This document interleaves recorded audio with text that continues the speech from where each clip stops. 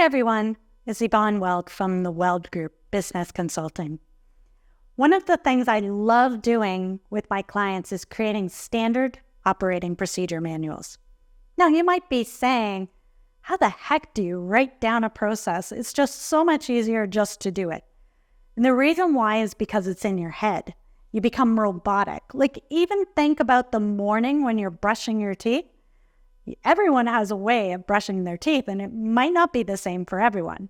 Now, maybe not an example of something you need a process for, but let's talk about something in your business you may need to document a process for. Let's talk about hiring. Everyone has their own way of hiring, and there's typically a process to it. So imagine you made it so easy for future employees down the road in your HR department to do the hiring. You would document each step of your hiring process. So maybe the first step is figuring out who you need. Maybe the second step is posting an advertisement. Maybe the third step is you're going to go through all of those applications and you're going to screen them and pull out who you want to have as an interview. Then maybe the fourth step is the interviewing process. Now, do you do a group interview? Do you do a solo interview? What types of questions do you ask in that interviewing? Do you do multiple interviews? How many candidates do you choose? If there's a number of qualified candidates, do you have a maximum number of interviews? Or if you don't have enough qualified candidates, would you just do one interview? And if they worked, great. Or would you want to do multiple interviews? Remember a few weeks ago, we talked about core values? Where do your core values fit into this? Do you send a core values speech? Do you read a core values speech?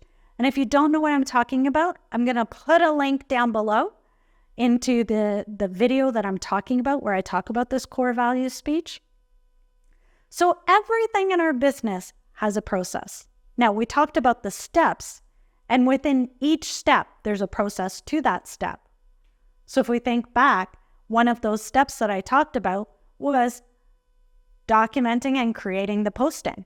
So do you have typical wording you want to use in the posting? Where do you post it? How do you post it? How long do you post it for? These are all questions. This is all part of the process.